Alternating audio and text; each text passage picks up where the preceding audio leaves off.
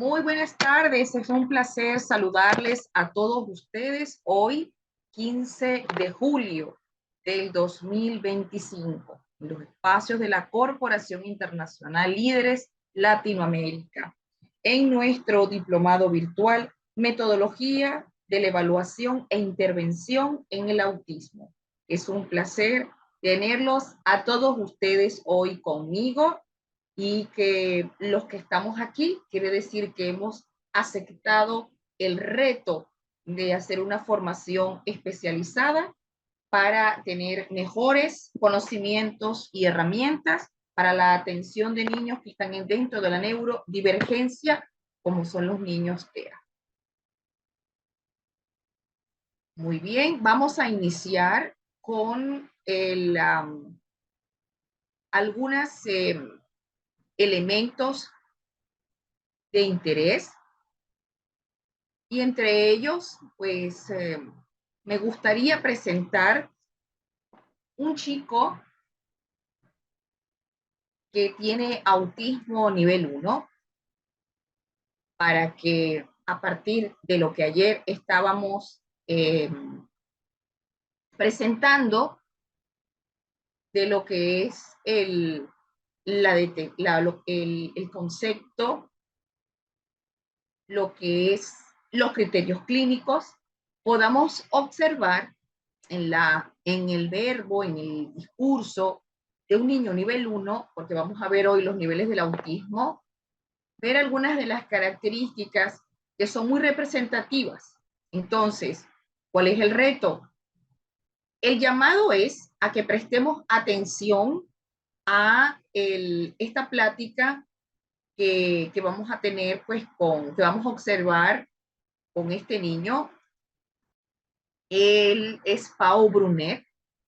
Él habla del autismo, que es como el gran desconocido, y Pau nos va a hablar acerca de cómo, en un formato de entrevista, por cierto, él, desde su punto de vista, nos habla desde su experiencia de, de cómo vive él estar en el espectro. Pau es un niño que para él este año tiene ya 12 años de edad. Para el momento de la entrevista estaba en quinto de primaria. Entonces, vamos a conocer a Pau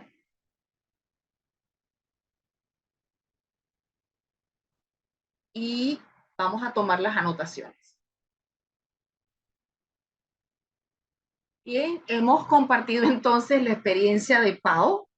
Realmente es un chico muy interesante. Es un nivel 1, él se describe como un nivel 1. Ahora, ¿qué observaron en él? ¿Qué signos, qué características le llamó la atención en la conversación?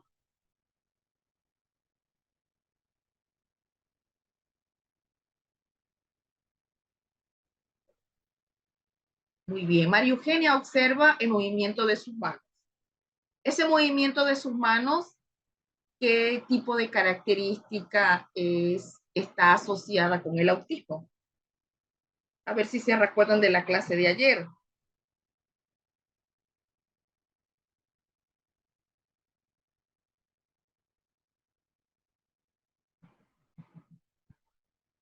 Muy bien, Cintia, estereotipias. Muy bien, excelente. Un movimiento repetitivo, un movimiento eh, sin finalidad para él, pero lo regulaba, ¿no? Porque no es fácil estar ante un auditorio, ¿no? Muy bien. Eh, Wendy dice su manera de hablar. ¿Qué es esa manera de hablar? ¿Qué categoría tiene en los criterios clínicos del autismo?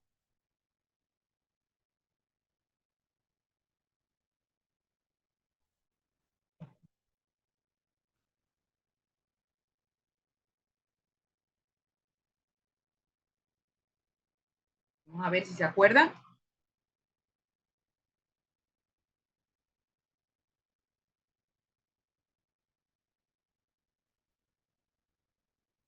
Es un habla idiosincrática. tiene una forma de hablar que es superior o no está acorde con la edad.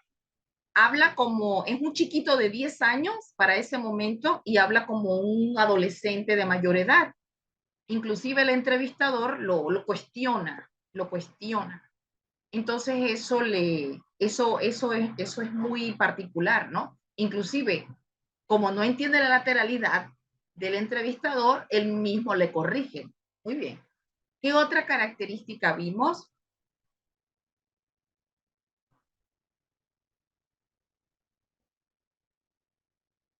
Aquí dicen hipersensibilidad. ¿Cuál hipersensibilidad?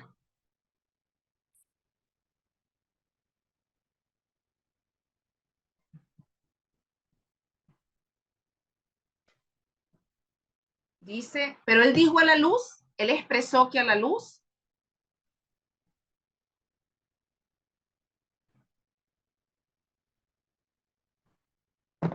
al sonido. Muy bien, Mayerly, muy bien. Para que presten atención, no podemos inventar, estamos en una discusión de caso. Muy bien, él no utiliza audífonos, eso es un bloqueador de sonido. Un audífono es para escuchar, este no, este no es, no tiene categoría de audífono. Parece un audífono, pero no lo es. Es un bloqueador de sonido, tiene un sistema distinto. Un audífono serviría para la entrada de sonido. Este tipo de auricular bloquea el sonido exterior. Esto lo utilizan los ingenieros, los arquitectos, las personas que trabajan en construcción para disminuir entonces este, su, el sonido externo. Aquí nos dicen la memoria sensorial, dice Clara Elizabeth. ¿Qué es eso de la memoria sensorial? ¿Cuándo el niño dijo que tenía problemas con su memoria sensorial? ¿Mm? ¿Cuál es eso? ¿Qué es eso de memoria sensorial?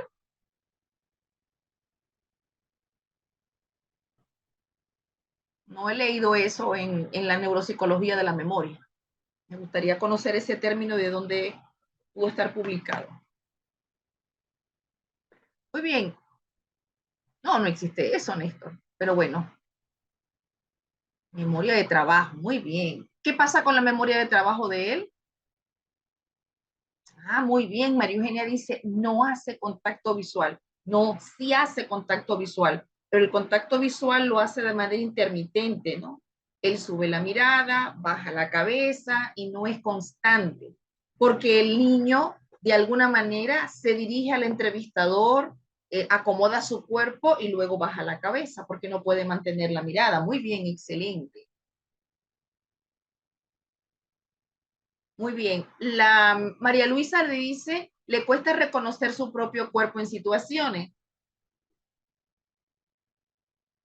Bueno, el reconocimiento del cuerpo del el mundo interno es más bien interoceptivo. La interocepción, lo que no podemos controlar. Muy bien. Aquí también nos dice Alejandra, no se acuerda de los días de la semana. ¿Por qué? Porque creen que no está, esto está relacionado con el autismo, que no se acuerda de los días de la semana.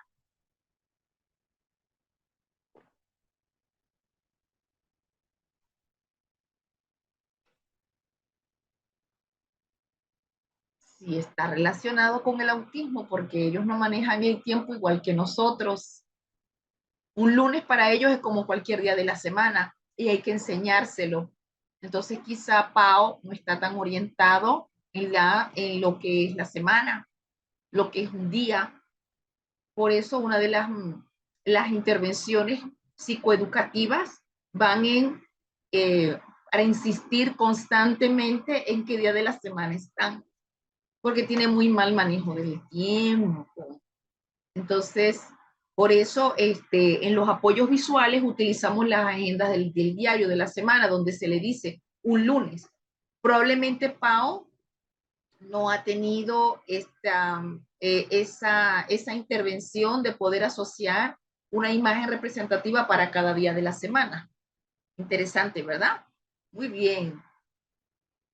Nos dicen que recibe terapia cognitiva, pero Néstor, eso no quiere decir que el niño tenga un problema cognitivo, porque eso es otra cosa.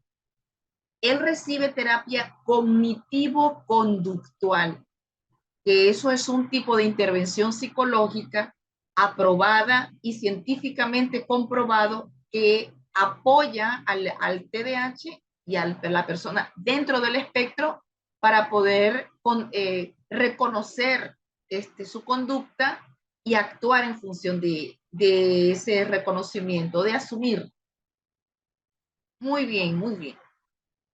Dice Yonimar, le interesa el calentamiento global. Ajá. Pero él tiene el interés está restringido solo al calentamiento global. ¿Ustedes no se dieron cuenta el tema que él toca, que él repite constantemente?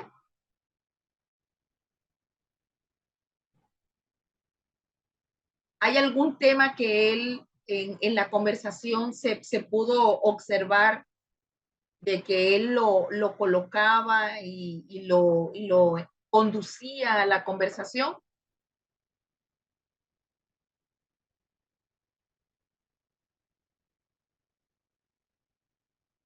No, sí se reconoce a sí mismo. De hecho, este, tanto se reconoce que él sabe que en su condición muy pocas personas lo pueden entender. Inclusive sorprende cuando te dice, la persona que tiene autismo es la que puede comprender lo que es el yo y lo que es mi vida, ¿no? Entonces está muy claro, está muy centrado. Muy bien, exactamente, que él es verbal y otros no. Ajá, se reconoce como un ser muy distinto. Excelente, muy bien.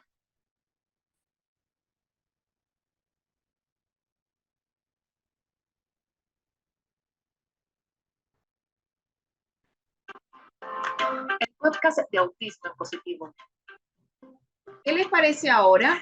Si me sigues desde hace un tiempo, sabrás cómo defino el autismo. Un neurotipo, es decir, un tipo de cerebro cuya configuración hace que se perciba la información del entorno y del propio cuerpo de manera diferente a la mayoría. Pero, ¿cómo sabemos cuáles son las personas que tienen este neurotipo? Si miras en internet, seguro te van a salir un montón de características que muchas personas han decidido llamar. Vamos a conocer los niveles del autismo, se los voy a presentar y luego vamos a ir observando micros para confirmar y corroborar cada elemento que tiene el autismo. Vamos a compartir, yo voy a compartir la pantalla de nuestra biblioteca virtual.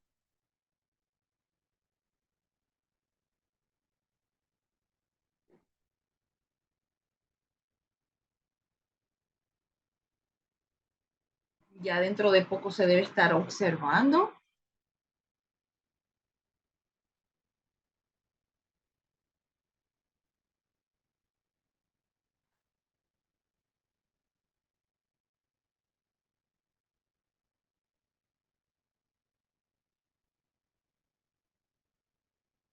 Ahora sí, ¿verdad? Muy bien. Pregunta de examen.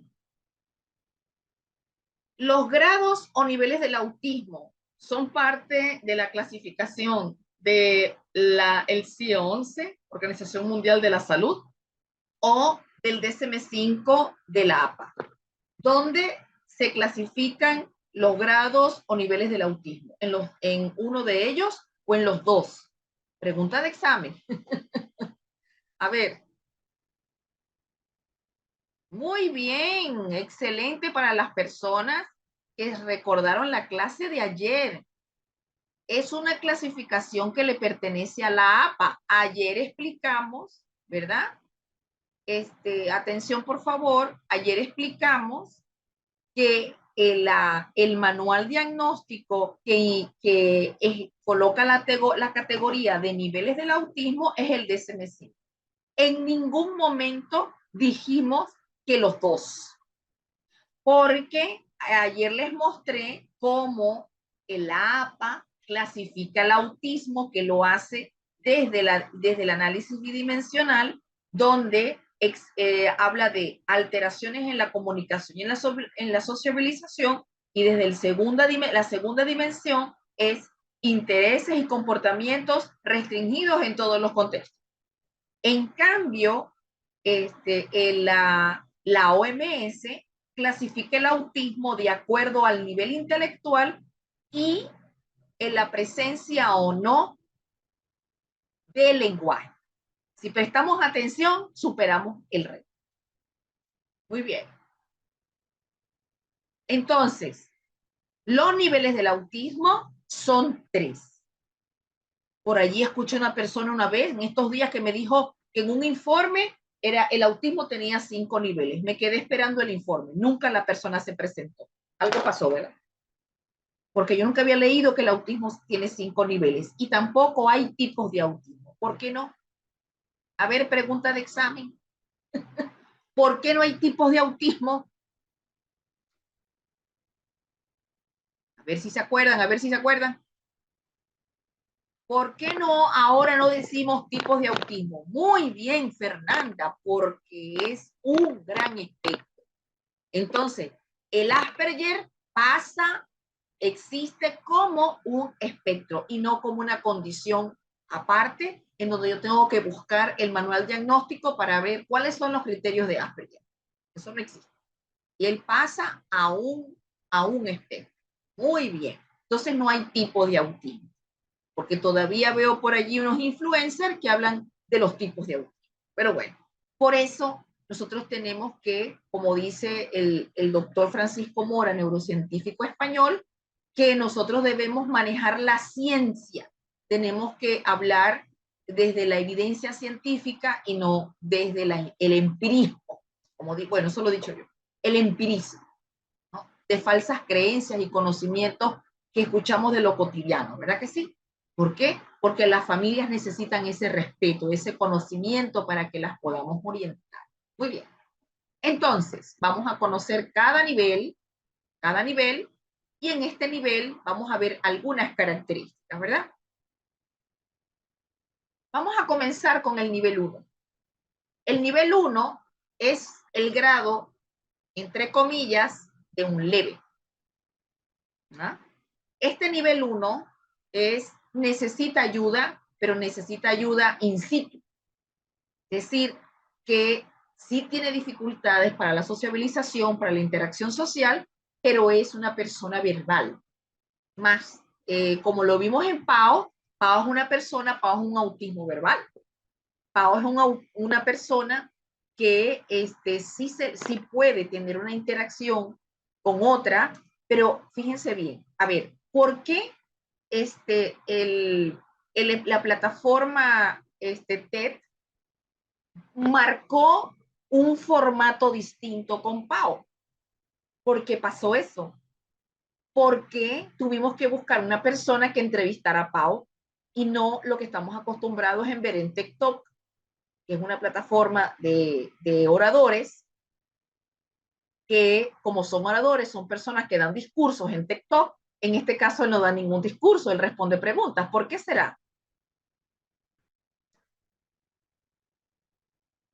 A ver, ¿por qué creen que el programa se llevó bajo el formato de entrevista? Y dijimos, no es lo habitual, cambiamos eso, ¿verdad?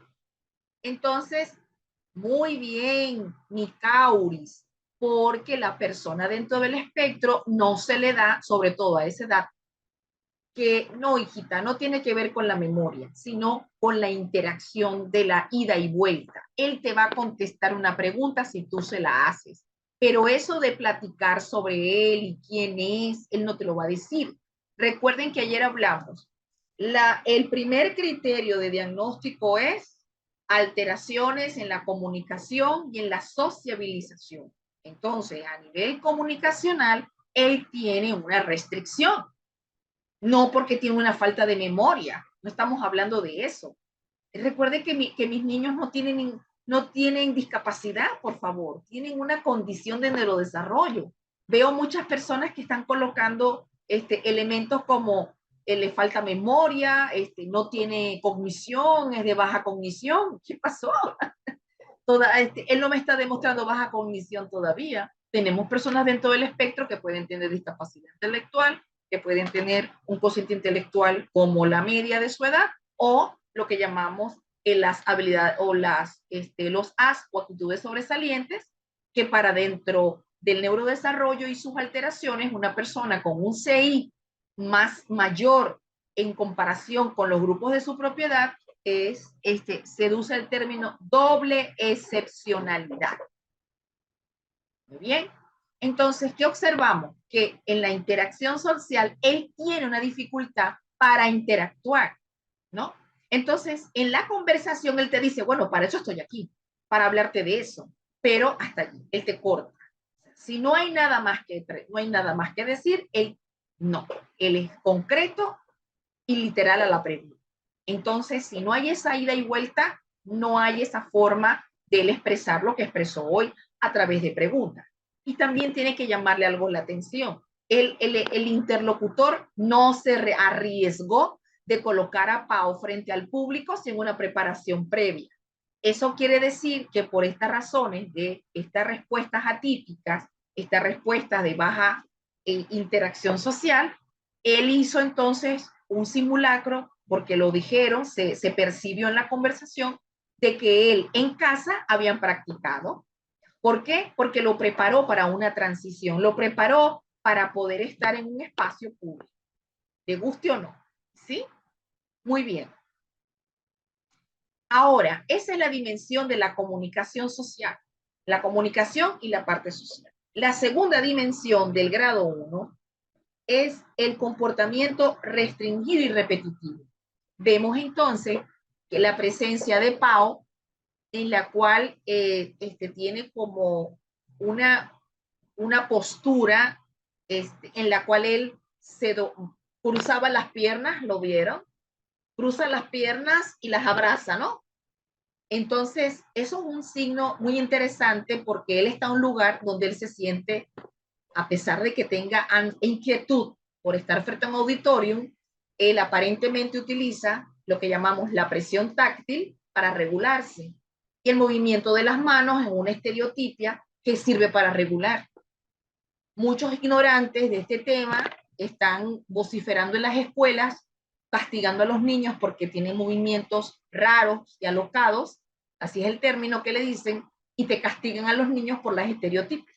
Ignorantes, porque las estereotipias son alteraciones propias del trastorno, ¿no? O sea, son desde el punto de vista neurológico, ellos no los pueden controlar, pero sí hemos conocido que las estereotipias no lesivas, porque hay estereotipias lesivas donde se muerden, donde se arrancan los pellejitos del dedo, donde se dan contra las paredes o se golpean, son estereotipias, pero del tipo lesivo. Esas son las que tenemos bien que buscar regular, porque una situación como esa puede hacerles daño. Así crean que no, como ellos no lloran y no se quejan del dolor, porque ese es el punto, ¿no? Recuerden que eso es una alteración de índole sensorial, interoceptiva. La muy mala percepción del dolor y de la temperatura.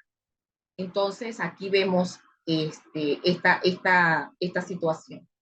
Él tiene el nivel 1, tiene una inflexibilidad en el comportamiento, es como ellos dicen, es como ellos están pensando, no es como tú piensas, no es como tú dices, no es como tú me estás indicando. Entonces, esto es lo que vemos en la escuela, por ejemplo, cuando te dicen los maestros que están haciendo una actividad y el niño no sigue la indicación, la consigna. Tú dices una consigna y el niño hace otra, ¿no? Y te dice el maestro, es que me lleva la contraria, me lleva la contraria. Y es que no es que te está llevando la contraria así tal cual. Lo que tiene es una inflexibilidad de comportamiento en el cual no te va a aceptar esa interferencia lo que él considera el deber ser. Eso lo hace un nivel 1. Un nivel 1 también puede tener un problema de organización, de planificación, que de alguna manera le altera la autonomía de la persona, ¿no? Ok, ese es un nivel 1. Un nivel 2 es una clasificación de la APA donde nos dice que la persona necesita ayuda notable. ¿Ok? Entonces, vemos aquí cómo el, el nivel 2, digamos que tiene deficiencias mucho más notables en la comunicación social y en la interacción que el nivel 1. Un nivel 2 tiene dificultades para actitudes en la comunicación social verbal y la no verbal. En este caso, observamos en ellos que a pesar de que puedan tener una interacción social, ellos no la buscan.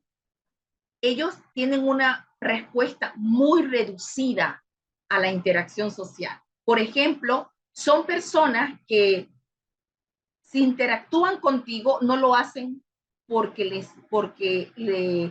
quieren, sino porque les urge o porque ya estás allí y entonces él te coloca una frase muy sencilla. ¿Por qué? Porque se sabe que estos niños de nivel 2 o grado 2 tienen poco vocabulario, muy poco vocabulario o escasas palabras, ¿no? Se limita a interacciones muy, muy concretas, no como lo que vimos con Pau. Pau tiene un poquito más como de apertura, ¿no? Pero él mismo te dice, no todos son como yo, no todos son como yo. Entonces, tanto nivel 1 y nivel 2 tiene ciertas características, pero nosotros tenemos que tener un buen ojo para poder ir sacando con pinza el comportamiento que observamos.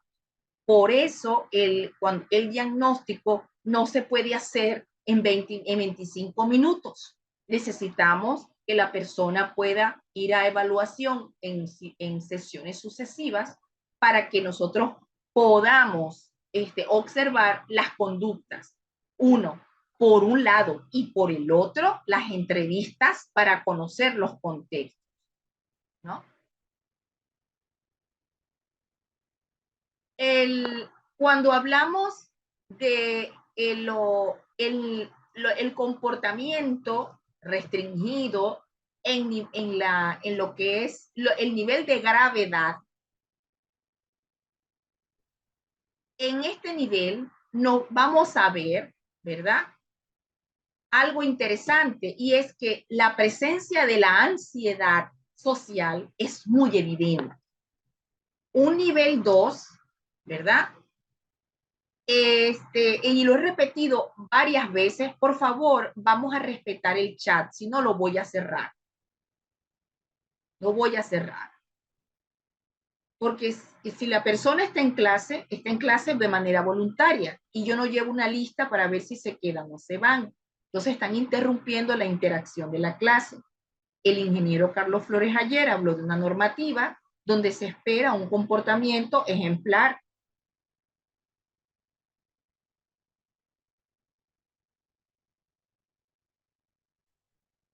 Cuando hablamos de el nivel de ansiedad, aquí se ve muy marcado la ansiedad social. ¿Por qué? Porque la inflexibilidad de comportamiento, la inflexibilidad que ellos tienen para hacer frente a los cambios de las situaciones que viven, hacen que ellos, eso interfiere mucho con su comportamiento. Es muy difícil que, por ejemplo, un nivel 1 se quejará, pero se adaptará, lo hará con dificultad, pero lo hará. Un nivel 2 tendrá de alguna manera una conmoción porque uno le mueve sus cosas.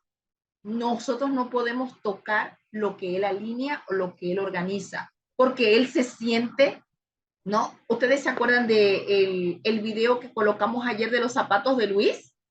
donde lo primero que mostró la animación ayer fue que él llegó al salón, se quitó los zapatos y el micro veía cómo enfocaba los zapatos de Luis, donde él lo colocaba a un lado porque así los quiero tener, porque el zapato es una presión táctil, no le gustan los zapatos, prefiere quitárselos para estar más cómodos, ¿verdad que sí? Pero, sin embargo, vimos que en algún momento de los zapatos de Luis, que Luis, en el niño del corto animado, hubo una persona que por equivocación, por no comprender que el niño no se le pueden tocar sus cosas, el niño empezó a generar una crisis, un meltdown. En el meltdown, el niño generó una crisis porque le tocaron y movieron de lugar sus cosas. Entonces, la ansiedad se ve muchísimo en el nivel 2 y hay comportamientos repetitivos que van a aparecer con mucha frecuencia y son las que observamos que van a interferir mucho con su cotidianidad y su funcionamiento en varios contextos. ¿Qué pasa con el nivel de gravedad 3? El nivel de gravedad 3 nos dice necesita ayuda muy notable. Esto quiere decir que desde el punto de vista del análisis bidimensional del autismo, el nivel 3 es grave con respecto a las deficiencias en la comunicación social verbal y no verbal. Tiene interacciones sociales súper limitadas, mínimas respuestas sociales. Es lo que yo hablaba hoy en una conferencia con maestros de educación especial, que difícilmente vamos a ver un nivel 3 en una escuela regular. Porque hoy presencié casos de familias que se niegan a que el T a nivel 3 pueda recibir atención de educación especial porque piensan que sus hijos, como no son tarados, no pueden estar en educación especial. Imagínense la situación en donde una escuela regular no preparada para un nivel 3, donde hay una dinámica escolar, que hay ruido, la gente corre, grita, tiene sus propias dinámicas, y el niño en un nivel 3 pues tendrá pues una situación de intensa dificultad para la sociabilización, porque no sociabilizará, no es un niño verbal, tendrá muchos problemas para comunicarse y no responde bien a las interacciones sociales. Y desde el punto de vista de los comportamientos restringidos y repetitivos, el foco de ansiedad es enorme. La inflexibilidad también, por lo tanto, se comportará de manera bastante agitada en el momento de hacer frente a cambios, transiciones, y que sí va a interferir notablemente en su comportamiento en los diferentes contextos. Entonces, estos niveles que tenemos aquí son para poder estadiar al niño. Sin embargo, hay algunos profesionales, por ejemplo, que prefieren no estadiarlos, no ubicar el nivel. Aparentemente, hay algunos profesionales que dicen, es mejor no hacerlo porque se va a malinterpretar lo que estamos diciendo. ¿Por qué lo vamos a malinterpretar? Porque se va a pensar que el niño va a quedar en ese nivel y no va a avanzar. Por ejemplo, tenemos los casos en los que un diagnóstico temprano, sí, mija, sí puede estar en educación regular, claro que sí. Un nivel 3 no. Un nivel 2 es un nivel en el cual el diagnóstico puede hacerse muy temprano. Si el niño no ha tenido ningún tipo de intervención, ciertamente yo puedo ver un nivel 2. Pero recuerden que es un espectro, es un continuum de dimensiones del autismo. Y sus características, como cualquier niño, como cualquier cerebro, tiene la capacidad de aprender con neuroplasticidad. Aprenderá todos a pesar de. Entonces, un niño no intervenido puede ser un nivel 2, pero un niño con intervención puede pasar de un nivel 2 a un nivel 1. ¿Qué es lo que yo recomiendo? Siempre le digo a los maestros, cada vez que vean a un niño con un nivel que no es el 1, sino 2, deben preguntar cuándo fue el diagnóstico, porque nos encontramos con maestros que tienen experiencia y dicen, caramba, yo observo al niño, pero esto no es un nivel 2, porque el niño tiene unas habilidades sociales, interactúa,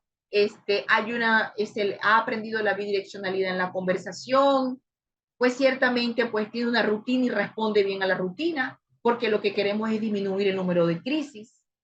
Entonces no parece un nivel 2. Y eso lo dicen los maestros con experiencia y tienen razón. Entonces, por eso es muy importante que si se establece el nivel del autismo, se debe reevaluar. Ya cuando se haga la intervención por terapia ocupacional, terapia de lenguaje, psicopedagogía, psicología clínica, que esté en un proceso de escolarización para enseñar la sociabilización y el juego compartido y el interés compartido, uno debe de evaluar el tiempo si empezamos a ver progresos en el niño y no dejarlo con la etiqueta de nivel 2 para toda la vida, porque él no va a quedarse así. No, todo lo contrario. Él va a evolucionar y va a evolucionar muy bien. Lo que no vamos a ver es un nivel 3 bajando hacia un nivel 1, porque ellos tienen problemas, es un nivel grave de autismo. Hay niños que pueden pasar de un nivel 3 a un nivel 2, eso sí. Pero hay que tener en cuenta también otras dificultades que ellos enfrentan. Entonces, nivel 1 y nivel 2, yo lo veo en una escuela regular. Lo veo. Y siempre y cuando esa escuela cuente con los apoyos, como por ejemplo en México contamos con los servicios de educación especial, que tenemos las unidades de acompañamiento, que son las USAER, a las escuelas regulares, y tenemos USAER en preescolar, en primaria, en secundaria, en México. Entonces, aquellas escuelas que gozan del beneficio de tener maestros de educación especial, digo beneficio porque deberían agradecer tener ese tipo de apoyo, el acompañamiento con educación especial, definitivamente, Ana Fernández, es un servicio de educación especial que tenemos en México.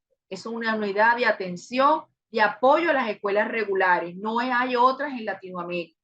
Cada lugar de Latinoamérica tiene un nombre en particular. Por eso dije en México. Entonces, les decía pues que los niños que pueden tener la atención personalizada y con maestros con amplia experiencia en educación especial, apoyan a los maestros de la regular para que el niño vaya generando, vaya generando desarrollos desde lo socioemocional, lo comunicacional, adaptaciones en las actividades para evitar las alteraciones sensoriales que ellos tienen, disminuyendo así situaciones en las cuales los maestros tienen que estar alerta, porque hay niños que dependiendo de su perfil sensorial, hay actividades que no debemos colocarles a ellos, porque los sobreestimularíamos. Entonces sí podemos hacer actividades sensoriales, pero tampoco apuntar a la hiperestimulación de los niños, porque las mamás lo ven, lo observan, dicen, mi hijo vino como un motor que no se apaga porque está sobreestimulado. Entonces, dependiendo de ese perfil sensorial, haremos actividades que a ellos, que ellos les beneficie y no más bien que los pongan muy agitados, ¿verdad? Por otro lado, observamos que la situación con respecto a la evaluación va a depender también del tiempo, ¿verdad? Porque por eso es que se necesita una atención temprana, porque mientras más tiempo deje correr y el niño no sea atendido, eso sí habla del factor pronóstico. Por ejemplo, yo tengo niños en las cuales me dicen que sí son atendidos, pero cuando yo pregunto, ¿quién los atiende? El neuropediatra, y le deja la consulta abierta para cuando necesite ir. ¿Y quién más lo ve? No va a otra consulta. Entonces la pregunta es, ¿el niño está intervenido? ¿Sí o no? ¿El niño va a tener avances? No del todo. Si está en una escuela regular y la escuela regular no cuenta con maestros de educación especial, sino que cuenta con maestros que no todos, pero muchos de ellos no se quieren actualizar y dicen que los niños con autismo no deberían estar en las escuelas, por ejemplo, porque ellos apuestan a la exclusión y no la inclusión y dicen que no pueden trabajar con ellos, entonces el niño no va a tener buena evolución porque realmente no está siendo intervenido. Entonces, no basta con que vaya a neuropediatría, porque neuropediatría es uno de los profesionales que le da seguimiento clínico al niño. Entonces, para ello es importante que el niño tenga los apoyos de los profesionales a nivel multidisciplinar, en donde el terapista ocupacional con experiencia en integración sensorial, no cualquier terapista ocupacional, no cualquier psicólogo clínico, y esto tiene que ver, Susana, ¿cuál es tu pregunta, tu inquietud? Susana Vera, ¿cuál es tu pregunta? ¿Cuál es tu inquietud? Estamos en una clase y luego sales con que estamos colocando un video y aquí no hay ningún video. No sé qué situación tienes, qué problema tienes, si estás confundida con una clase o con otra. Susana Vera, no sé si está confundido y este no es su diplomado, Susana. ¿Algún problema tiene usted para poder apoyarla?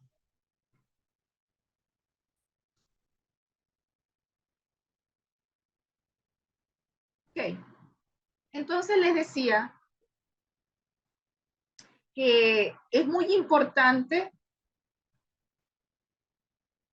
que nosotros podamos tener claro que las intervenciones de las personas dentro del espectro son muy importantes. Muy bien. Otro de los aspectos importantes que tiene que ver con los niveles es eh, establecer el nivel, también indica establecer las comorbilidades. ¿Ok? Y en las comorbilidades, ¿por qué necesitamos conocerlo? Porque el apoyo que la persona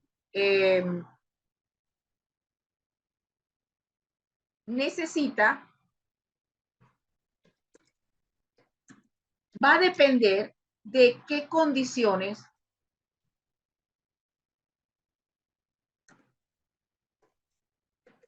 tiene, como por ejemplo, tener un autismo nivel 1 o nivel 2 va a depender de el niño tiene discapacidad intelectual, número 1. 2, el niño tiene TDAH, un autismo con TDAH.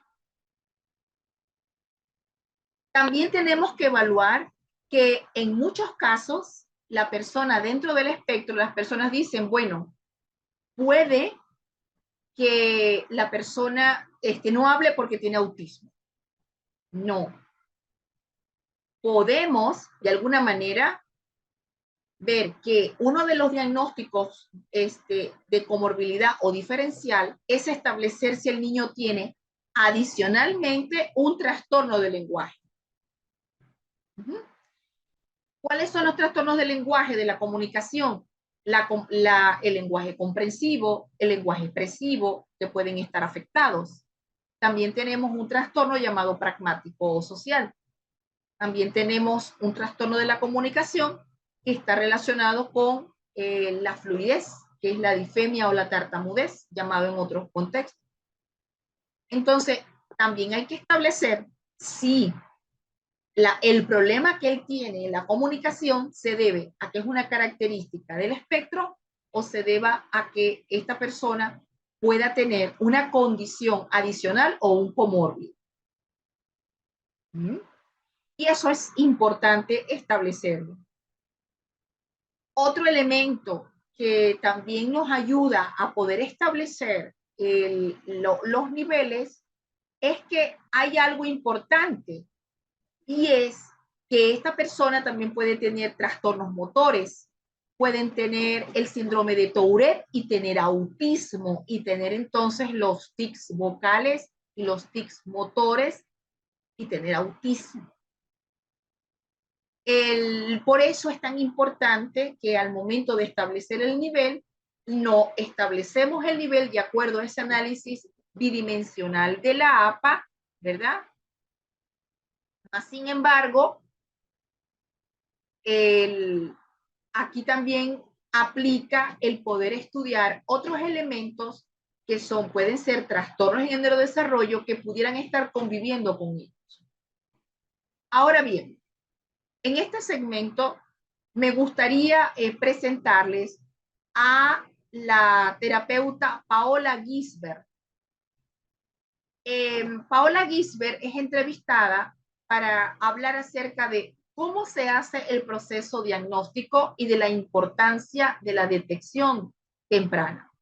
Vamos a escuchar a Paola en este episodio para que tomemos nota con respecto a cuáles serían los procesos más recomendables de acuerdo al protocolo clínico de poder entonces establecer cómo debe ser el tipo de detección y el proceso de evaluación, en el cual no es una evaluación apresurada, no es una evaluación en la cual nos tome 10 minutos para saber si la persona está dentro del espectro. Vamos a ver, vamos a tomar nota y vamos entonces a establecer los elementos de interés del proceso diagnóstico. Vamos a escuchar. Bien, hemos visto entonces esta entrevista interesante de la cual pues se toman notas para poder hacer la discusión antes de irnos al receso. Hubo varios elementos que hay que tomar en cuenta en la entrevista, porque fíjense que en esta entrevista con Neural Kids, con la doctora, la especialista, la psicóloga, ella nos dio muchos elementos para tomar en cuenta, sobre todo para atención a niños, familias y adultos dentro del espectro. Nuestro interés ahorita es en el área infantil. Y ahí vamos a rescatar para hacer preguntas para la parte comprensiva de esta plática. Y entre ellas está, uno, hay dos aspectos que llama poderosamente la atención y es, ¿cuáles son las debilidades actuales en las evaluaciones del proceso diagnóstico? Ella mencionó dos debilidades. Ya vamos a hablar lo de Susana, que me parece interesante. Susanita, llamamos para ver tu comentario. Dos debilidades que muy bien, Mónica. Excelente. Esa es una debilidad grande, porque ciertamente las personas dentro del espectro, cuando son mujeres, no son diagnosticadas a tiempo. Entonces, ciertamente no hay criterios clínicos orientados, ¿verdad? Para hablar acerca de cómo es el autismo en la mujer. Porque de hecho, los criterios clínicos son más bien androcéntricos, son desde el punto de vista de lo masculino. En cambio, la mujer no es igual. Eso llama poderosamente la atención. La mujer es más sociable. La mujer tiene estereotipias, pero no tan llamativas como en el hombre. La mujer tiene pensamiento inflexible, sí, y tendrá selección, pero también tenemos que hay muchas diferencias.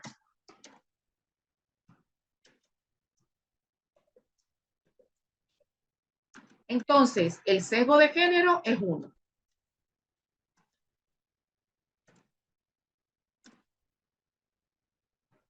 Lo otro, también nos dice Silvia, el enfoque capacitista, que a mí no me gusta cuando una persona dice de alto funcionamiento. Digo, ajá, pero entonces, alto funcionamiento, un niño y los demás que son muy capacitistas. Si haces bien y si no, estás fuera. Entonces eso es importante. Muy bien, excelente. Ahora, Susana nos dice, muy interesante y me llamó la atención sobre la edad de la detección. Muy bien, Susana, cuéntame. Vamos a ver si estamos de acuerdo. ¿Qué le llamó la atención con respecto a esto, con respecto a la edad? ¿Qué nos dice la psicóloga que es especialista en detección y evaluación del autismo con respecto a la edad? Muy bien, Susana.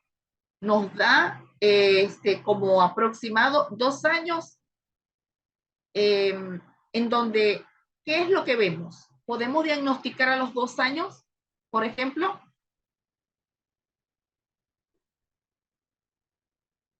Sí se puede. ¿Por qué? Porque en el neurodesarrollo sí lo podemos detectar. Particularmente a nivel de a los 2 años de edad podemos observar muchas características, por eso hablamos del autismo temprano. Y en el neurodesarrollo, a los 2 años de edad se espera que el niño adquiera las habilidades y destrezas que son los llamados hitos. Entonces, en ese hito, ¿qué observamos? La capacidad que tiene el niño de la sonrisa social, el contacto visual, la interacción con otros, la aparición del juego simbólico, el interés de estar con otros niños, la atención conjunta. Para ese momento, nosotros tenemos que observar esos hitos del desarrollo. Entonces, sí es posible diagnosticar, no antes de los 2 años, es a los 2 años de edad, no antes. Y sin embargo, no podemos hacerlo de manera apresurada. No podemos hacerlo. Por eso, la propia doctora Gisbert nos dice, ni yo me atrevo a evaluar a una persona en 5 minutos. No.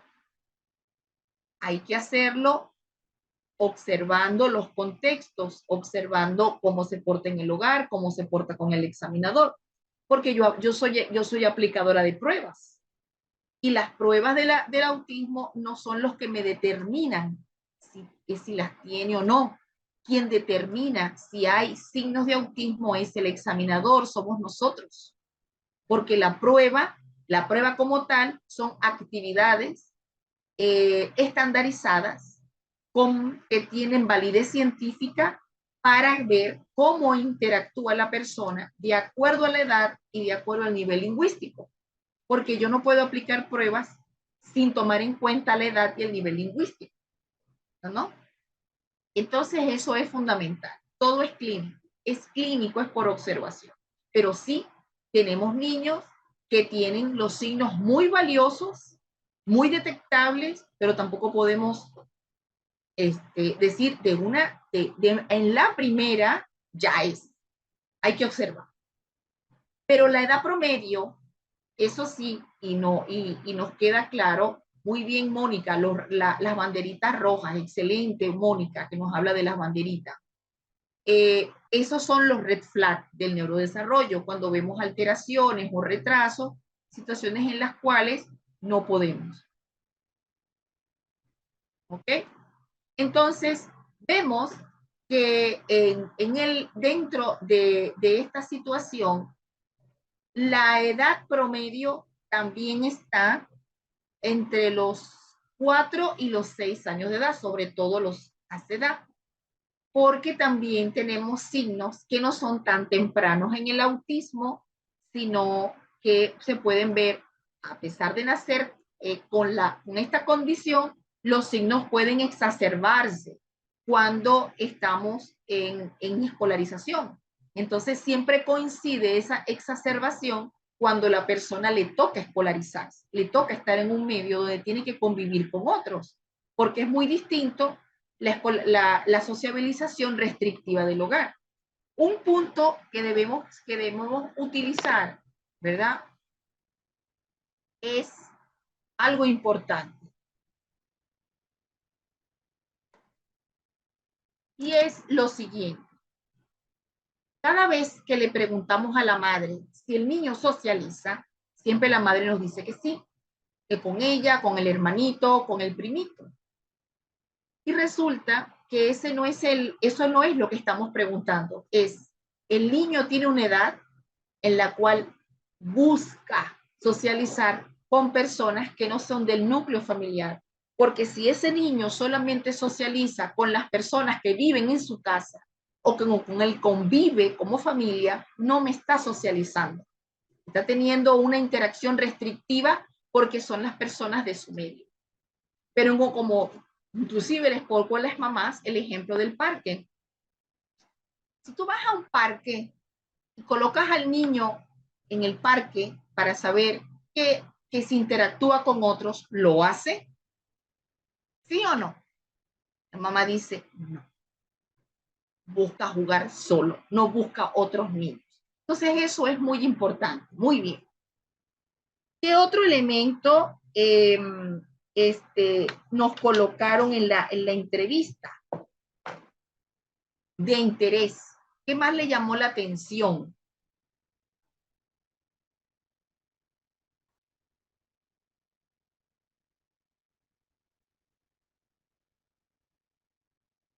¿Qué más llamó poderosamente la atención? Aquí Marlene nos dice que le diga qué autores hablan de los hitos. Maylene, cuando hablamos de los hitos del desarrollo, hablamos de el neurodesarrollo desde el punto de vista científico que habla de la maduración del sistema nervioso. Tú puedes revisar cualquier libro de neuropediatría, puedes revisar cualquier libro de neurología, puedes ubicar cualquier libro de embriología para que te hable de lo que es el neurodesarrollo. El neurodesarrollo es la formación y maduración del sistema nervioso. Inicia en la tercera semana de gestación. El hito del desarrollo son las habilidades y destrezas que el niño desarrolla, que el niño presenta, desde sentarse, gatear, caminar, hablar, socializar. Son hitos, son comportamientos y que lo que indica es la maduración del sistema nervioso. Cuando un niño no presenta estos hitos, nos está diciendo que su sistema nervioso no está madurando a la par y a la edad en que debía ser. ¿Sale? Espero que haber contestado tu pregunta, Marlene.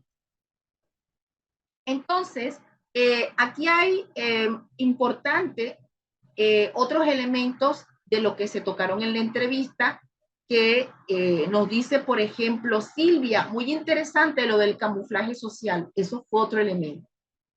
El camuflaje social, el que es el masking, término muy utilizado para las personas dentro del espectro, el masking es una forma en la cual ellos no demuestran quiénes son, no lo demuestran, son capaces de poder ocultar sus características imitando a otros, ¿no? Observando los comportamientos sociales de otros para imitarlos y así ellos no se vea esa restricción, no se vea esa forma tan característica de ser. El masking es el camuflaje, también indica que estas personas en algún momento de su vida, cuando hablamos del autismo de diagnóstico tardío, porque podemos hacer diagnósticos en toda etapa de vida. Lo importante es, y quiero que les quede a todos muy claro, y es lo siguiente. Ellos presentan características muy evidentes, solo que pasan desapercibidas. Por supuesto, socialmente, ¿se acuerdan de que estas alteraciones causan ciertas dificultades en su cotidianidad? Pues muy bien, ese camuflaje hace que ellos no presenten tantas dificultades en el medio en el que se desenvuelvan. ¿Vale? Pero ¿qué hace entonces? Que ya pase la frontera, las demandas sociales. Entonces vemos, por ejemplo, que esa demanda social la vemos muy frecuente cuando los cambiamos, pasan de que si de etapa preescolar a la etapa escolar en primaria. Vemos esa demanda cuando la persona pasa de primaria a la secundaria o pasa a la universidad, donde la demanda social, la responsabilidad, mientras más avances a nivel educativo, pues más desafíos vas a enfrentar y muchos de ellos no pueden más con el máster. ¿Ok? Entonces eso es súper interesante, observarlo. ¿Qué otro elemento hay que tomar en cuenta? Por cierto, Josefa está aquí. Josefa, ¿estás aquí? Josefa Florian. ¿Cómo está, Josefa? No sé si puedes responderme de vuelta si estás aquí. Josefa, no lo vi. Vi un mensaje que ella quería participar porque ella es una mujer dentro del espectro. Josefa, si eres una mujer dentro del espectro, pues yo te quiero escuchar. ¿Estás aquí? Ah, ok.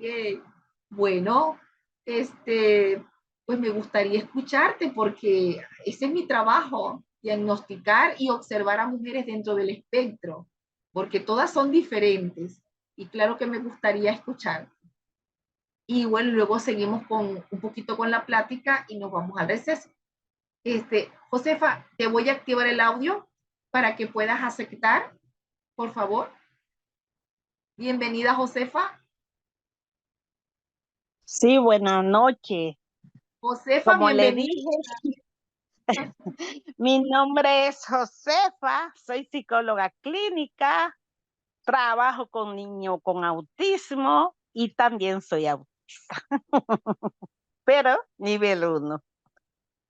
¿Y ¿Qué cuándo me fue el hizo a mí? diagnóstico, Josefa? ¿Cuándo fue tu diagnóstico? ¿A qué edad? Mira, mi diagnóstico, soy una mujer que voy a cumplir 65 años. Es decir, que cuando yo nunca supe por qué yo era diferente en los grupos. Lo que pasa es que yo me crié en un campo con animales, es que me relacionaba más con el ambiente de campo, animales, frutas, río, y fui una niña muy feliz. Pero cuando llegué ya a la edad de ir a la escuela, 6 años, me di cuenta, un profesor me maltrataba mucho porque yo tenía trastorno de lenguaje, tengo trastorno de lenguaje que se llama dilalia. ¿Qué pasa?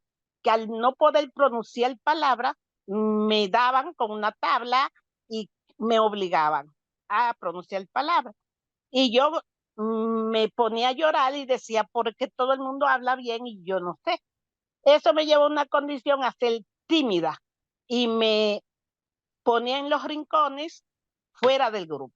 Pero aún así, mi mamá, una mujer con 16 hijos, yo era la séptima, me dio la responsabilidad de ser como mamá de los demás niños. Yo lavaba, a los 8 años ya yo lavaba, cocinaba, hacía cosas, pero era diferente. Yo me sentía diferente.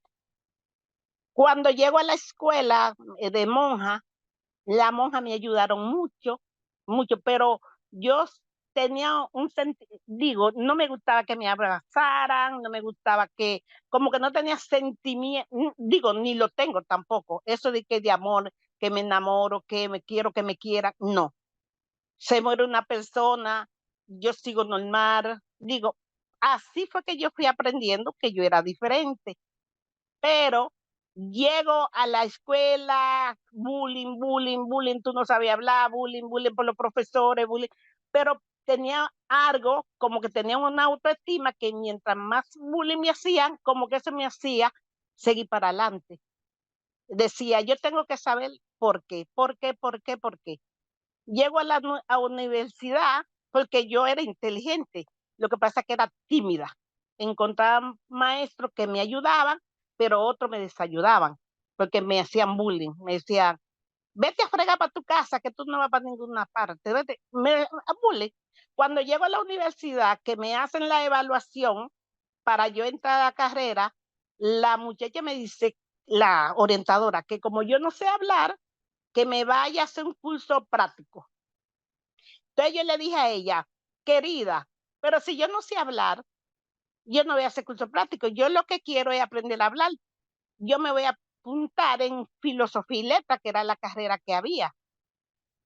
Me inscribí, ahí fue lo peor, porque no entendía, porque en esa época no había televisión, no había libros, no había biblioteca, no había nada.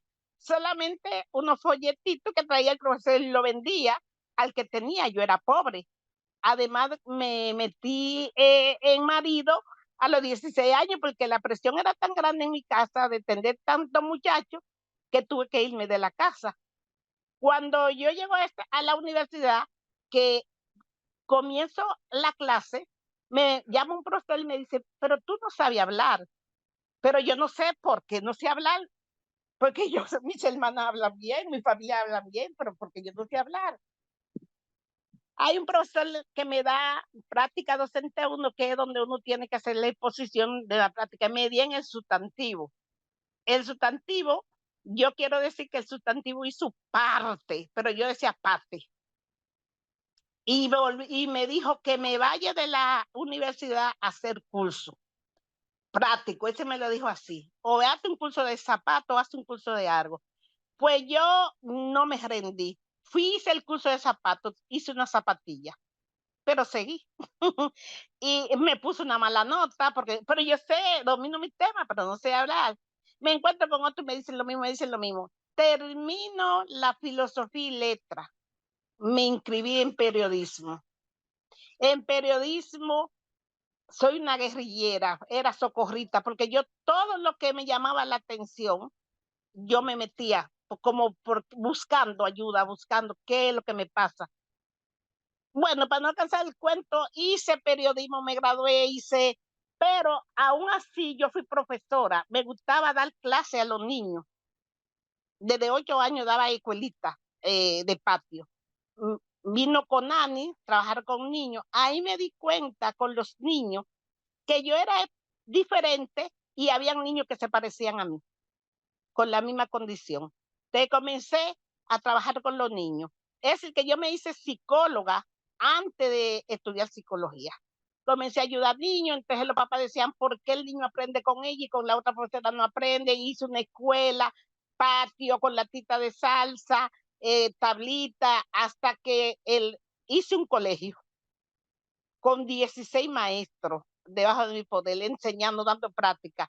Y decía, ahí fue que yo comencé a investigar que tenía un trastorno llamado dilalia, que yo era diferente a los demás, y un profesor de periodismo me dio mucha terapia, me mandó a otro profesor que me dé terapia de la lengua, del lenguaje. Y así fue que aprendí a pronunciar algunas palabras que todavía se me dificulta. La tengo toda en la cabeza, pero no me salen. Para yo hacer una exposición tengo que leer y leyendo. Entonces, en Miami, yo hice un diplomado de hipnoterapia y cuando me di en mi presentación, habían como 50 gente igual que yo, que tenían el mismo problema que yo. Y me dijeron, es que usted es autista. Pues yo comencé, como no podía trabajar siendo profesora con un niño autista, decir que yo sabía, entonces estudié psicología clínica, me gradué y ahora trabajo con niños autistas y tengo niños que dicen que hay 3 grados, pero para mí debe haber otros grados más, porque se me han presentado diferentes condiciones, características que cada día me sorprende, uno con las características diferentes. Yo tengo un ambiente preparado para evaluar, un espacio con juguete, con lámina y todo, y desde que un niño entra a mi consultorio, yo me entero si es autista o si no, porque los autistas tienen su carácter. Tengo niños que ya están en la universidad, autistas, que han pasado por mi colegio. Así que como el curso sigue, tal vez seguiré dando información en el transcurso. Así que ese es Josefa. Josefa, gracias por estar aquí. Es para mí un gran placer, un gran honor tener una mujer dentro del espectro aquí, contando su historia de fuerza, de resiliencia, a pesar de que estás aquí. Y además, bueno, tienes una dislalia tan espectacular que no se te nota. Eres maravillosamente una mujer con una capacidad para poder platicar. Fíjate, se dan cuenta que no tenemos tanta restricción a nivel comunicacional con la mujer, ¿verdad? Un poco tienes más, como más facilidad para lo social. Josefa, pero ¿a qué edad te diagnosticaron? ¿Qué es lo que no me quedó? No te lo escuché. ¿Puedes activar el audio, José? ¿A qué edad te diagnosticaron? Yo me lo diagnostiqué porque a mí nadie, y después que entré a psicología clínica, ahí que con colegas fue que me dijeron que lo que yo era, porque a mí yo no encontré, no, es un campo. ¿Y quién aquí? Aquí es difícil, en Dominicana, en donde yo vivo, en Barahona. Hay muchos niños y los papás mejor lo encierran en la casa porque creen que es algo malo. O que yo le digo, son niños con características y son buenos, aprenden cosas. Es decir, que yo estoy haciendo un trabajo de altruismo, no, no cobro mucho ayudando, porque soy una pobre diabla. Pero he viajado a diferentes, tengo doble nacionalidad, soy europea porque estuve en España trabajando con niños, tengo clientes en Miami, tengo clientes en Nueva York, tengo clientes en muchas partes, eh, porque sé trabajar con los niños con estos problemas y los saco a camino. Ahora mismo tengo 4 y cada uno tiene características diferentes y son de 6 años, características diferentes. Está bien. Bueno, gracias, Josefa, por estar aquí y por contar tu historia. Bueno, excelente, entonces. A ver, ¿quedó algún elemento en el tintero que nos quedó pendiente de nuestra conversación? Vamos a ver, ¿algún elemento pendiente de la plática? Bueno, ¿qué pasó? Tenemos a Isa, nos dice, ¿dónde está Isa? ¿Dónde la ubicamos?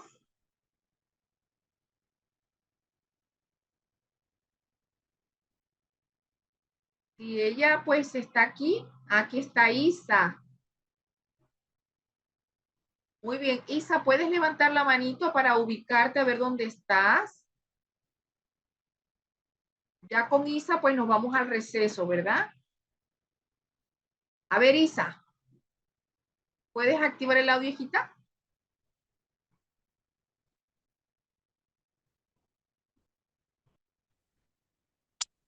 Hola, buenas noches.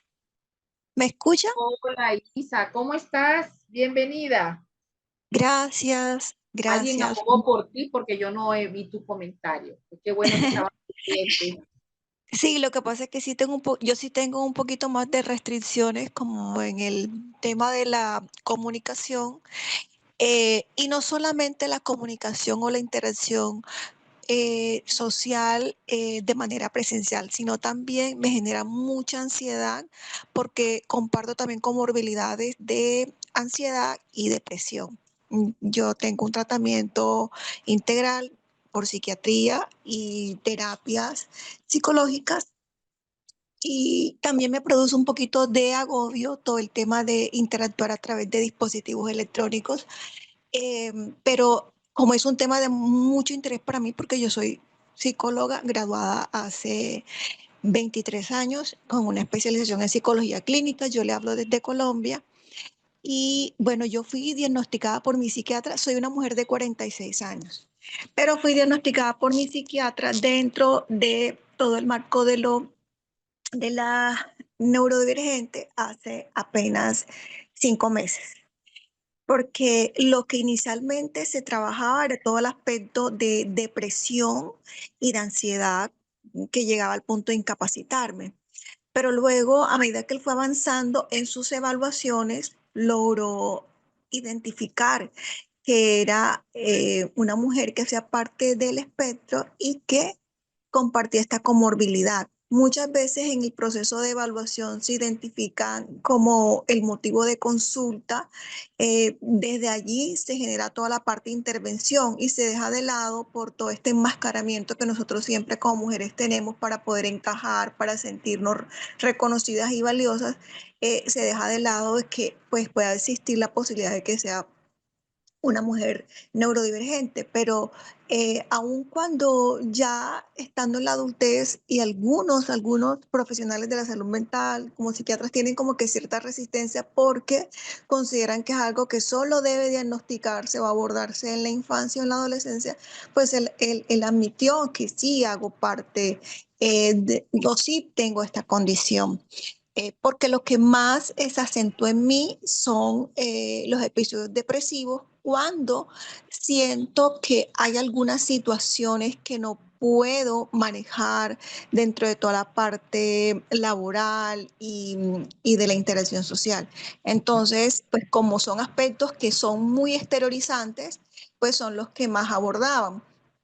Pero sí, siempre desde mi infancia y mi adolescencia fue algo que siempre me diferenció, pero yo lo reconocía más como un valor en mí. ¿Por qué? ¿Por qué reconocía esto como un valor en mí? Porque era algo que era resaltado, entre comillas, como ser la niña buena, ser la niña que se porta bien, ser la niña que no molesta. Entonces, por eso, pues siempre lo creí como un valor y no logré poder identificar todo la carga y el peso emocional que eso a lo largo de los años iba a traer en mí y que ahora en la adultez ya iba a terminar afectando otras esferas de mi vida personal, laboral, eh, y tener que lidiar con toda la sintomatología depresiva que de verdad es bastante difícil de lidiar. Pero, se me olvidó decir que tengo una hija de 18 años que ella sí fue obviamente diagnosticada con TEA desde los 10 años. Desde los 10 años, actualmente ella está en la universidad, está en tercer semestre de medicina, pero de mi parte como mamá, con mi hija ha sido una lucha constante con uñas y dientes para que ella se le pudieran reconocer sus derechos en todo el aspecto, el ámbito académico y poder llevarla hasta donde está ahora y que sea reconocida como una adolescente que es neurodivergente y que le hagan todas las adecuaciones curriculares que necesitaba para poder avanzar en su proceso. Y bueno, ahorita, aunque la depresión es algo que me afecta muchísimo, tenemos juntamente las dos, mi hija y yo, que son pues dos mujeres dentro del espectro, tenemos un proyecto de crear una fundación que logre integrar toda la parte educativa para que estas personas puedan ser sujetos o individuos que puedan salir adelante y ser funcionales, pero sobre todo puedan hacer válidos los derechos que tienen dentro del territorio del que hacen parte. Pues eso así de manera resumida es como mi historia. Y bueno, no sé, pues si tiene alguna pregunta o algo que decirme en relación a lo que le acabo de expresar.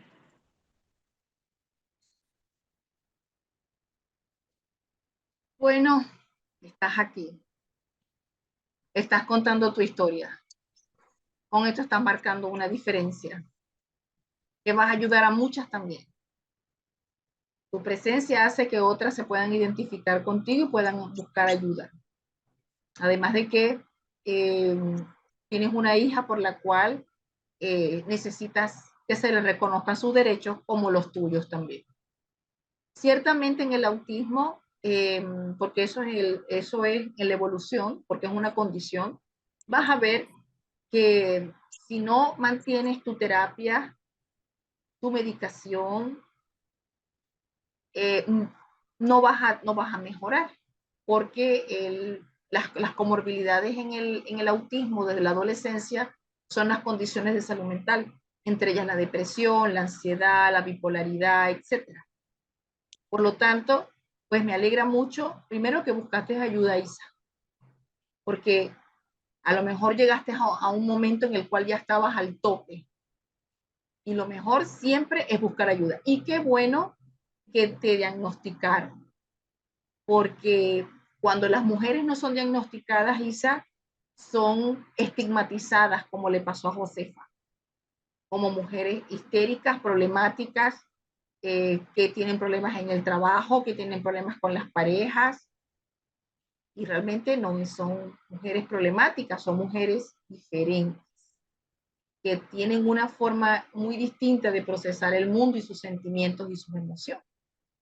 Entonces, y también son víctimas de violencia por esa razón. Así que me alegra mucho que estés aquí y bienvenida. Espero que estos espacios en lo que estoy hablando te sirvan y que te gusten. Te activo el audio por si quieres decir algo más, porque no te puedes activar tú misma. Sí, por favor. Quería decir que hoy todo el día estaba tumbada en mi cama con pues, con un episodio depresivo muy fuerte, porque yo hace 20 años trabajaba en una institución educativa del Estado y fui desvinculada. Y pues he estado en ese proceso de hacer duelo, porque el duelo no solamente se experimenta por la pérdida de alguien, de un ser querido, sino también pues por cualquier ruptura, por cualquier separación, y en este caso una separación del entorno laboral al que perteneces hace 20 años es algo bastante abrupto. Y de verdad, aunque era algo que yo quería hace mucho tiempo, porque era un entorno laboral muy hostil y destructivo y me hacía mucho daño, pues en el momento en que ocurre por unas razones que ya están siendo objeto de un proceso jurídico para que se me restablezca ese derecho, de acuerdo a la normatividad vigente en mi país, no deja de ser durísimo para mí. Y pues mi hija es la que hace como ese acompañamiento constante conmigo, pues ya me reconoce y me dio una crisis de ansiedad muy fuerte como a las 5:30 de la tarde, y ella corrió y me dio un medicamento, pues que es el que nos genera el psiquiatra para ambas cuando tenemos esa crisis de ansiedad muy fuerte, y inmediatamente me quedé dormida. Y pues apenas me levanté, vi que pues estaba ahí en mi teléfono la invitación para ingresar a la reunión, y la verdad como que pinché el enlace como pues porque sí, como por a ver qué pasaba. Y a medida que fui escuchando como que toda la conversación, toda la narrativa suya, empecé como a sentir que empezaba como a revivir poco a poco, como cuando algo está marchito y empieza como que a cobrar vida, pero es a partir de toda esa identificación que tú haces con aquello a lo que tú perteneces, o más con lo que tú perteneces a aquello de lo que tú haces parte, ¿no? Y como todo el tiempo, pues me he sentido como invisibilizada, porque es muy reciente todo este tema de la inclusión y la lucha por estos derechos, y sentir que todavía o que hay un colectivo que se interesa por esto, que lo valida, que le da reconocimiento a algo que nos hace mucho bien. Entonces estoy aquí conectada y le dije a mi hija, no sé si fue la pastilla, no sé si esto, pero no me, aunque mi tono siempre ha sido así, porque yo nunca he sido con una personalidad expansiva, pero ya no me siento ese malestar tan horrible que sentía que me estaba como acabando por dentro, que me consumía.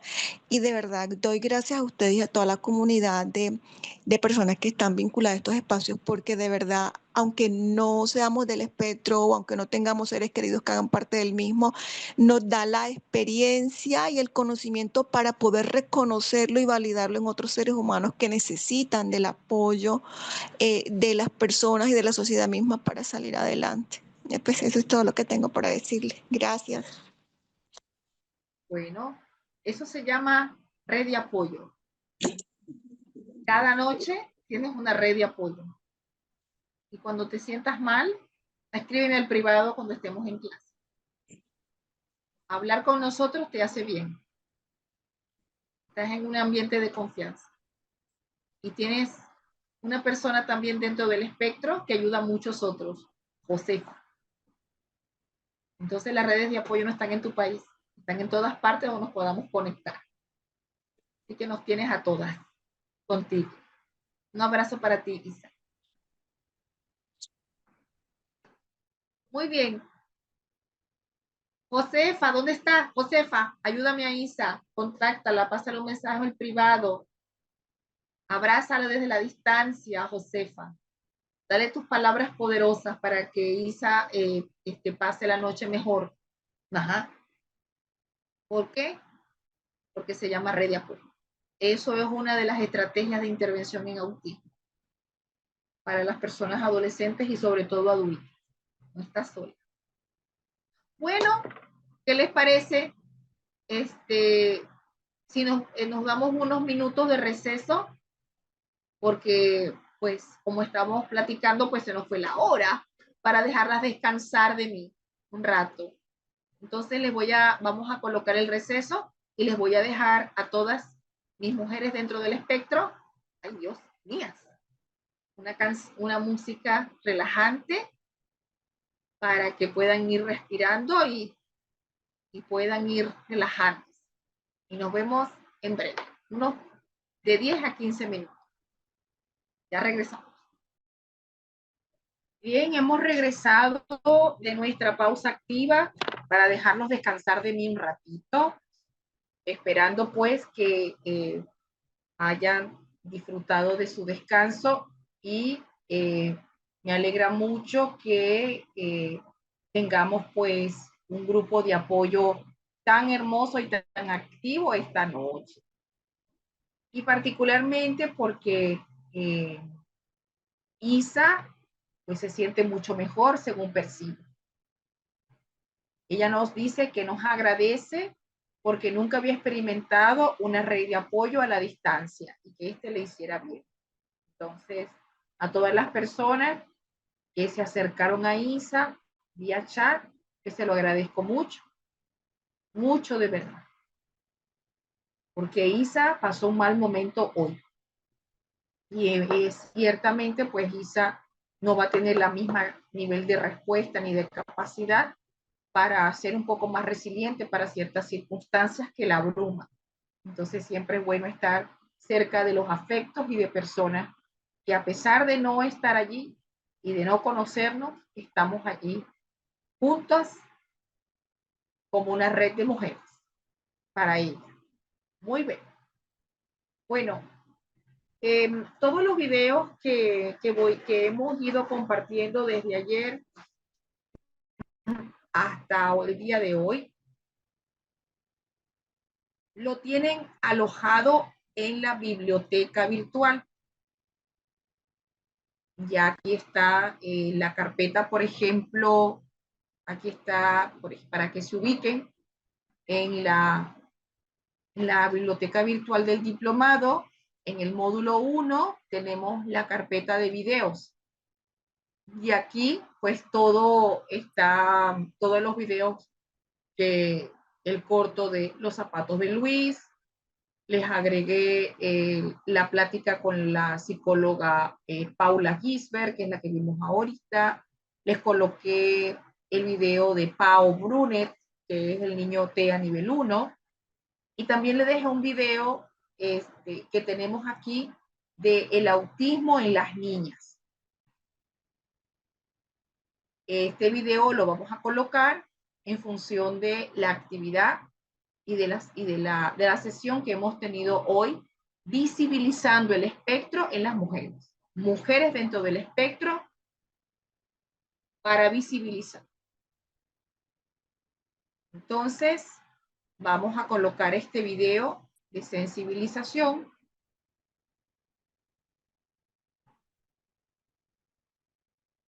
para que pudiésemos comprender las características dignas del espectro. Bueno, le dejamos entonces este breve corto de Child Mind Institute para que observen entonces las características de mujeres en el espectro, en las cuales pues ciertamente, como hemos platicado, las niñas son más sutiles, pero sí enfrentan muchos desafíos, como lo hemos escuchado, las cuales pueden ser víctimas de bullying, de persecución, de acoso, de abuso, por ser personas distintas y muy diferentes, con diagnósticos erróneos, con fármacos no adecuados para ellas. Ya en el momento que se tiene el diagnóstico, pues el tratamiento está un poco más dirigido a solventar las necesidades que tienen, sin olvidar que el apoyo psicoterapéutico es importante. Muy bien. Vamos a organizarnos en función de poder presentar en esta parte lo que serían los síntomas tempranos del autismo. ¿Se acuerdan que en la plática anterior, pues estábamos hablando de aquel autismo donde lo podemos ver en etapas muy, muy tempranas, en lo que llamamos el autismo infantil de detección muy temprana, y, y otros que lo vemos en etapa preescolar y escolar. Entonces, para ello, pues vamos a observar algunas de las características que serían los red flags del autismo para poder observar cómo se manifiesta el trastorno en los primeros años de vida. Y entonces tenemos, por ejemplo, ciertos indicadores que pueden establecer la probabilidad de tener autismo. Vemos que hay indicadores muy tempranos, pero esto no significa que si yo tengo indicadores a los 6 meses de edad, yo pueda tener la capacidad de diagnosticar a un niño a esa edad, porque es muy temprano, se vería demasiado apresurado, no estaría bien. Entonces, pero sí podemos observar que hay red flags en niños en las cuales se espera que haya cierto desarrollo, de presencia de ciertas habilidades sociales que no las hay. Recuerde que un niño en el primer año de vida está pasando la etapa prelingüística. Son niños que no tienen el acto del habla, pero sí de la comunicación. Entonces se espera que entre los 0 y los 6 meses de edad el niño desarrolle la capacidad de poder hacer contacto visual, sonreír de vuelta, responder a su nombre o la voz familiar de la persona que lo cuida, seguir con mucha veracidad objetos que tiene alrededor, puede tener la capacidad de señalar, de decir adiós o de tener un gesto indicativo a esta edad, y donde puede voltearse cuando lo llama.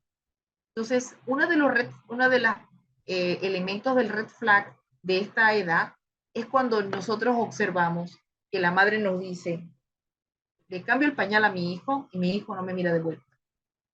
Mi hijo no hace contacto visual conmigo ni siquiera cuando lo alimento. No me sonríe cuando me sonrío con él. Cuando se le llama, cuando se le pide jugar con él, él simplemente pues no responde. No señala, no se voltea. Digamos que o está muy serio o puede tener situaciones en las cuales verlo irritable. Podemos ver que no hace sonidos que llamen la atención, como por ejemplo en los primeros 6 meses de vida el gorgojeo es muy particular en esa forma de comunicarse, no lo vemos. Vemos que hay pocos movimientos faciales, hay fases inexpresivas que llaman poderosamente la atención. Que la mamá dice es que mi hijo es muy serio, pero que tiene 6 meses, ¿cómo va a estar serio? Luego vemos pues que para esta edad el niño no comparte el gozo o la felicidad de algo que le llame la atención. Ya para los 6 a 12 meses de edad, ¿qué se espera?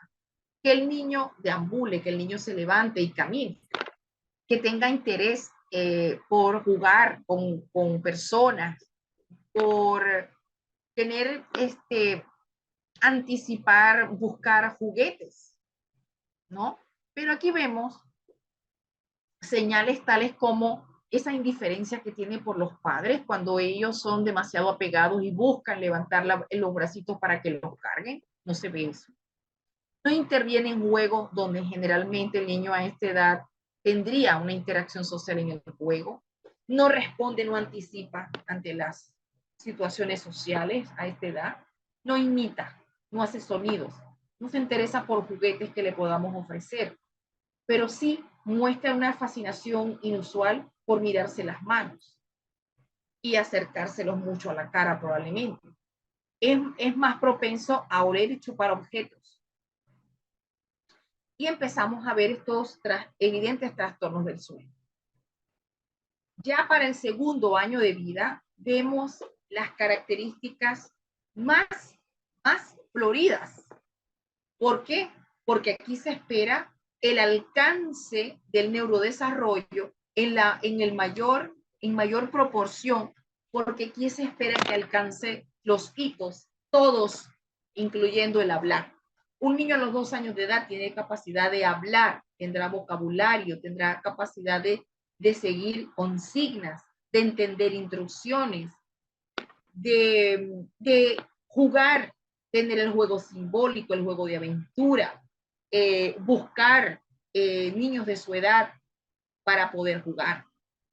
Y vemos entonces que a esta edad observamos pues la marcha tardía.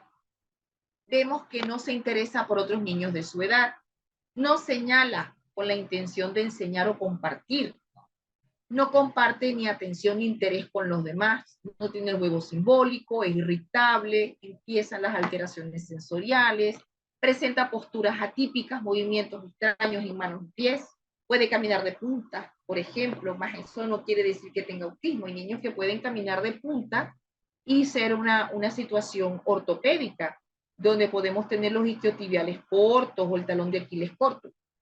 Hay reacciones emocionales desproporcionadas, inadecuadas, totalmente inapropiadas para el momento, y se ve el trastorno del sueño.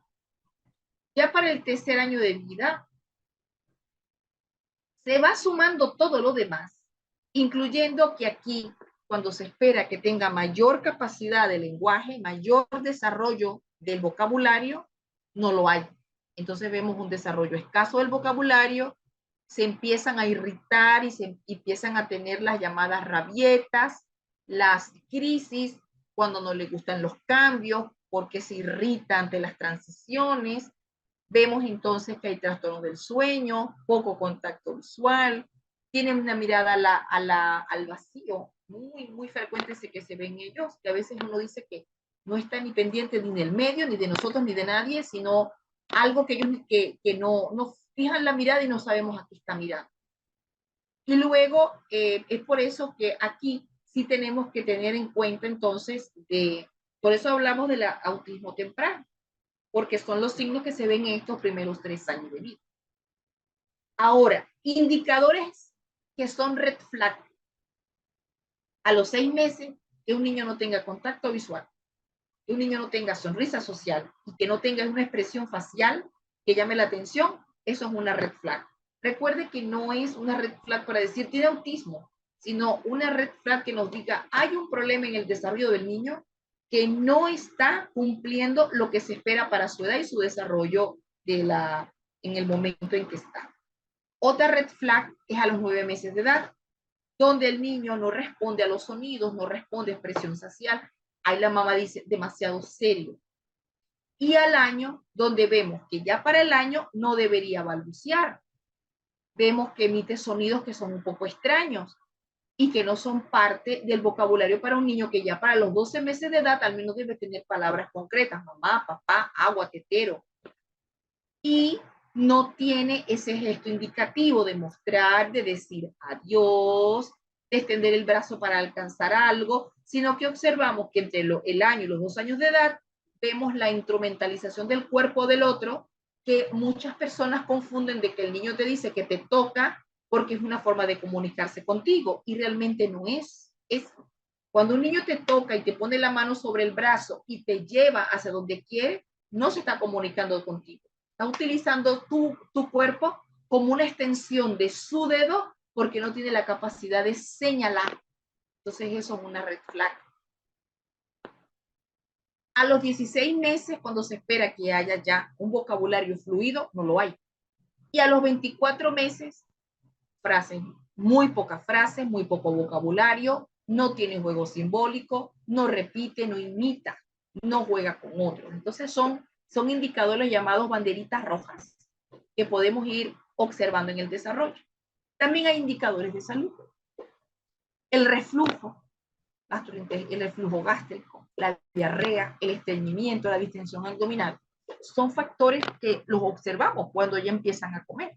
Entonces son niños que una semana tienen diarrea y otra semana están constreñidos o estreñidos. Tienen gases fétidos, se bañan y por más que se bañen, al sudar excesivamente presentan un olor muy característico. También al sudar el olor del cabello, del pelo, el aliento es muy desagradable en ellos porque hay indicadores de salud. Hay infecciones frecuentes a repetición a nivel del oído, dermatitis atópica, y por lo tanto estos síntomas unidos a los síntomas conductuales son signos de alarma en la red flag.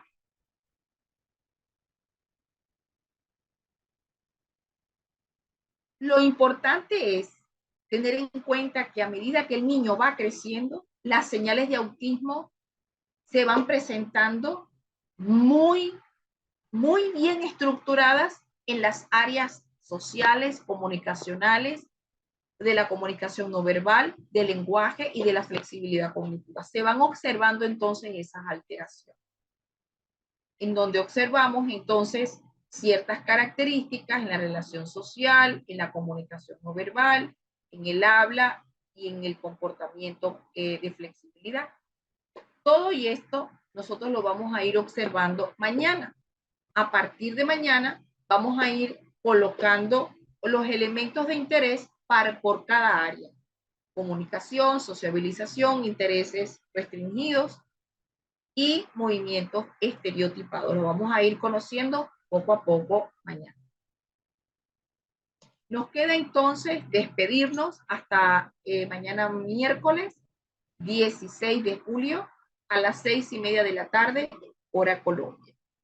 Agradeciendo pues a todos ustedes su participación, su presencia aquí con nosotros, agradecida también por las historias de vida en donde la cual Josefa e Isa fueron protagonistas. Agradezco también pues el que nuestra compañera Isa vea este espacio como un espacio de sanación, como un espacio de que podamos compartir y pasar un rato totalmente distinto y desconectarnos un poco de las situaciones que nos abruman. Nos vemos entonces hasta mañana. Cuídense mucho. Se les quiere y se les respeta. Chau, chau.